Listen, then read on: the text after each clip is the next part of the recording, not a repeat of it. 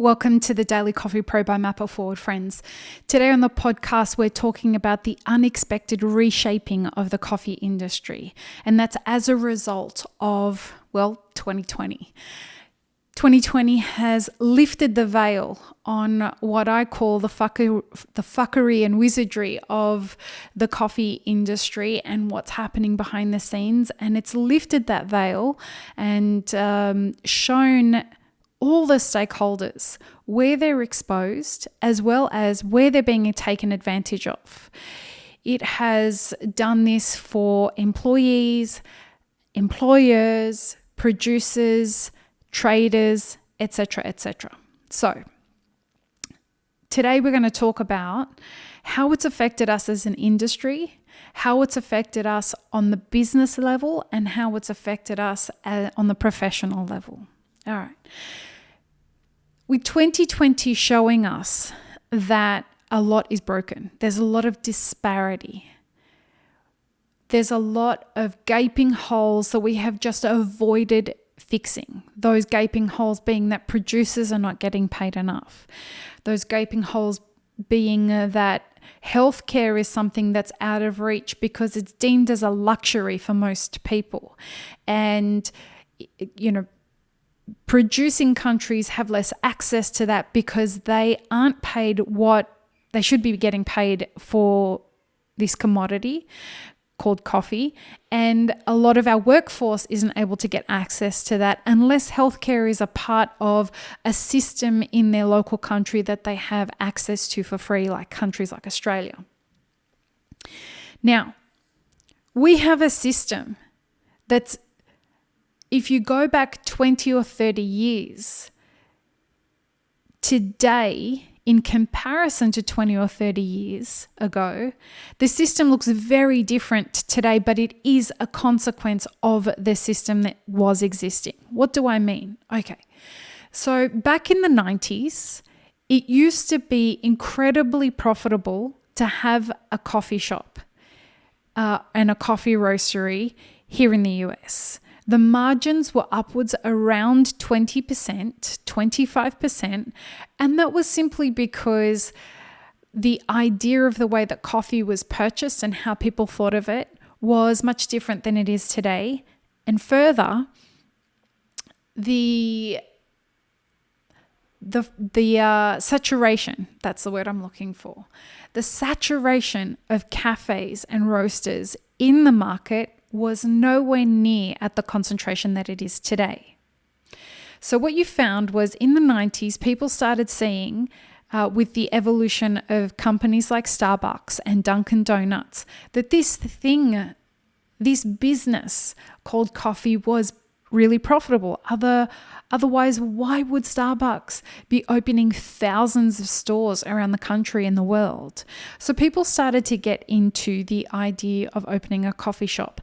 And as this started to happen, what you started to see was those 20 and 25% profit margins, sometimes more, were starting to get lower and lower and lower as people started to separate themselves apart so that they could win more business. And they separate themselves out by spending more money on employees, by spending more money on their fit out, by spending more money on better tasting coffee. And you started to see these profit margins dwindle and dwindle and dwindle to the point where they're now at around 3% net profit. 3% net profit is the kind of profit margins that you can be expecting if you're a business that is reactionary. So what we mean by that is a business that just goes into business and tries to keep up, as opposed to a business that's trying to set its margins at a certain amount. And I've heard of people setting their margin somewhere around 14% is about the most they can get it at. So 14 to 16% at an absolute really rare situation where they're running a well-run business at 14-ish% and you set your prices according to that.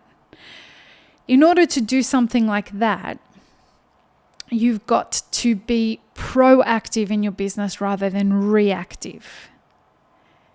if we're going to look at how we can shift that model so that we are not paying staff a barely livable wage, which is minimum wage, so that we can start paying producers a better price for the same coffee, and so that we can start operating our businesses at a more profitable margin so that we can look at greater longevity. In order for us to do that, we're going to have to start looking at a new model, and 2020 has forced us into that. I don't have any answers for you. This podcast is not about giving you answers. This podcast is about providing you with the questions that you should be asking yourself to help you become proactive in the decisions that you're making. But here's some predictions that I think will play into the solution. I think we have a workforce that is a generation of workers, particularly the new entrants into the industry, they're dissatisfied with what the industry has to offer. I think that our industry invites people in general, and for the last few decades has invited people into the industry with them expecting one thing and leaving with another. People believe that the coffee industry is going to be a place where they're very welcome and will belong immediately, and they will find their place in their community by being a barista or a roaster or being a business owner. And what they find that very quickly they learn a lot of what they really need to know to do their job, and then they get bored. And they realize that there really isn't a trajectory if they don't start being proactive in creating a career for themselves. There isn't really a trajectory out of minimum wage. And that makes people and is making people angry. And we're starting to see a lot of that now on social media, where people are just walking out of positions. And so if you're a business owner and you're an employee, I would implore you to start conversations. I have some clients at the moment who, with their heart in their throat, decided to, and by that I mean they were very nervous, for the first time to bring a whole bunch of all of their employees together and start a conversation around this and talk to them about how much they appreciate them and what do they need if they're going to stay in the company going into the future. And I can't tell you how wonderfully successful that kind of proactive leadership is. Also, if we're going into the future as an industry, we need to be looking at how we're going to better support the value chain. Now, this week there's a conversation with Cup of Excellence. I hope that you tuned into it. And the power dynamic of coffee is what is at the core of that discussion.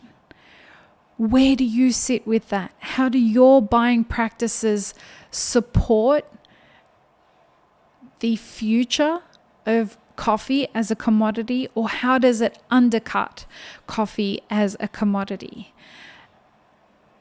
It's going to be an interesting thing for you to understand. Are you actively participating in the demise, unknowingly, in the demise of the coffee value chain, or are you contributing back into it so that we can extend its longevity? And in all of this, we haven't even spoken about climate change. But I hope this has helped you in understanding that we are in the midst of the beginning of reshaping the coffee industry into the future. Automation is going to play a big part in that. The new dynamics, the wonderful new dynamics around equality and exposing things like racism and sexism and transphobia and all of those kinds of things. It is wonderful that all of that is being addressed, but it needs to be addressed as quickly as possible so we can move on with fixing things. Not only from a financial perspective, this needs to be an industry where people enjoy enjoy being profitable, enjoy being a part of a real community. Let me know what you think in the comments, and please don't forget to subscribe to the podcast. Peace, love, and peanut butter, friends. Have an amazing rest of your day.